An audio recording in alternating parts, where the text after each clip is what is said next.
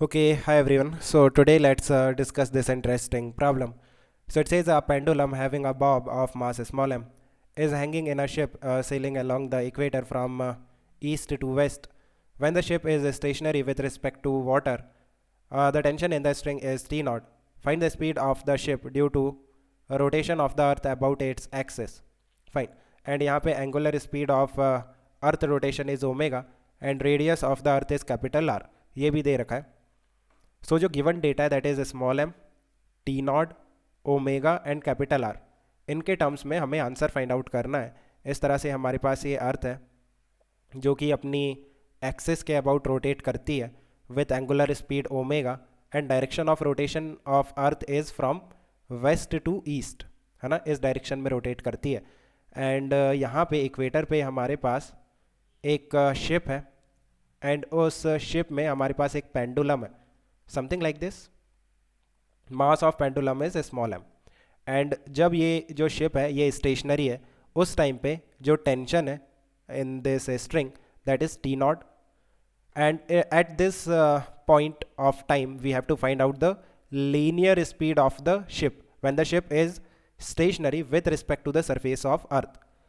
सो आप देखो कि अगर ये जो शिप है ये रेस्ट में है with respect to the surface of earth, then this ship is also moving in a circular path of radius capital R which is equal to the radius of the earth. So अगर मैं इस ship का motion देखता हूँ, so ये एक circular path में move करेगा and this is the axis of rotation of the earth, right? And what will be the radius of this circle? That will be capital R, radius of the earth. And what will be the angular speed of this ship? That will be omega. Same omega होगा because omega is the property of the earth. Every point on the surface of earth will have same angular speed. So ये जो ship है इसका भी same angular speed होगा. So what will be the linear speed of the ship? हमने circular motion में study किया था कि अगर कोई भी बॉडी रोटेट करेगी सर्कल में of radius capital R with omega, then linear speed होगा v, that is equal to omega into capital R, right? So this is the answer of the first part of the problem. B check करते हैं. Find the difference between T naught and the earth attraction on the bob. देखो ये जो अर्थ का attraction है Bob पे, that will be simply mg. g is the acceleration due to gravity on the surface of earth. So this is earth attraction, है ना, अर्थ जितने force से इस बॉब को पुल करेगा. नाउ टेंशन कितना होगा आप देखो. अगर मैं इस बॉब का फ्री बॉडी डायग्राम ड्रॉ करता हूं, देन एक तो अंदर की तरफ mg लग रहा है, बाहर की तरफ लगेगा centrifugal force. I am drawing the free body diagram from the rotating frame. इसी फ्रेम से मैं बना रहा हूं जहां पे मुझे ये जो पेंडुलम है ये रेस्ट में दिखाई दे रहा है, मीन्स शिप में बैठ के बना रहा हूँ. सो शिप रोटेट कर रही है इस सर्कल में, देन मुझे सेंट्रीफ्यूगल फोर्स दिखाना पड़ेगा m into omega square into capital are. And यहाँ पे एक टेंशन भी लगेगा अपोजिट टू mg के अपोजिट टेंशन भी लगेगा. सो यहाँ से जो टेंशन है that will be T naught, है ना. जब इट इज़ गिवन कि टी नॉट है when the ship is stationary with respect to the surface of earth, उस टाइम पे जो टेंशन है that is T naught. So यहाँ पे net force on this pendulum will be zero. It means mg that is equal to m omega square into capital R plus T naught. So यहाँ से जो T naught आ रहा है that is, by the way हमें T naught का value find out नहीं करना. What we want to find out is T naught minus mg इनका मॉड. सो आप देखो टी नॉट माइनस mg का जो मॉड आएगा that is simply m into omega square into capital R. Simple, right.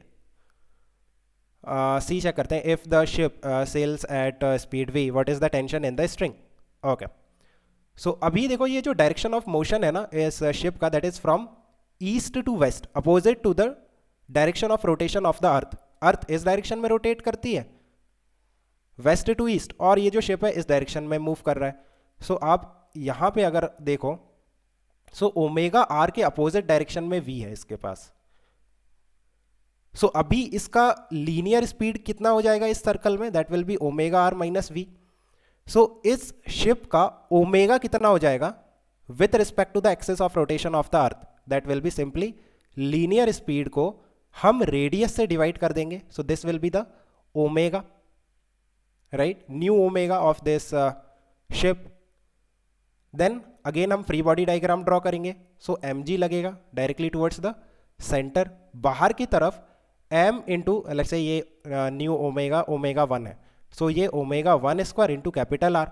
और यहाँ पे टेंशन. सो ये जो टेंशन है ये हमें फाइंड आउट करना है. So this tension will be simply M G minus M into omega 1 square into capital R. Omega 1 को क्या पुट करोगे, omega minus V by R का स्क्वायर मीन्स ओमेगा 1 स्क्वायर है. So it will be this. यहाँ से मैंने omega 1 का value put कर दिया. सो इसे सॉल्व करते हैं. आप देखो m तो कॉमन है, बाहर चला गया. g minus R and omega minus V by R का स्क्वायर. राइट नाउ देखो यहाँ पे जो g है ना, इसे हमें एलिमिनेट करना पड़ेगा because g is not given in the question, है ना. हमें जो आंसर फाइंड आउट करना है वो इन 4 वेरिएबल्स के टर्म में करना है. सो g को कहाँ से एलिमिनेट करोगे, we can eliminate in terms of T naught. देखो एम जी को डायरेक्टली हम M omega square into capital R plus T naught put कर सकते हैं ना. सो काम करते हैं, एम जी को डायरेक्टली यहाँ से पुट कर देते हैं M omega square into capital R plus T naught, है ना. और ये हो जाएगा माइनस एम आर और इसका स्क्वायर कर देते हैं.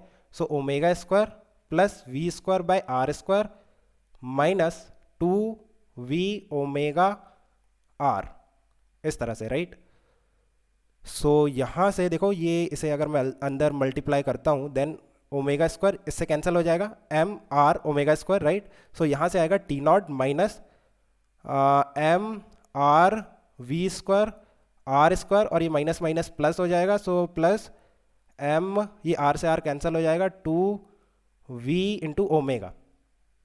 ये आर से ये आर कैंसिल हो गया. Right so this is the value of tension. और यहाँ से देखो ये आर से आर भी कैंसिल हो रहा है वैसे, बट आप देखोगे कि जो एक्चुअल आंसर दे रखा है वो T naught plus 2mv into omega दे रखा है. ये क्यों दे रखा है, बिकॉज ये वाला जो टर्म है ना, this will be quite negligible because radius of earth will be very large as compare to mass and this speed of the ship. So ये जो टर्म आ रहा है ये काफ़ी नेग्लिजिबल होगा. So approximate answer will be T naught plus 2mv omega. Actual answer will be this one. So I think you have understood. Let me know if you still have any confusion. We can discuss further. Okay, guys, keep working hard. Best of luck. Bye.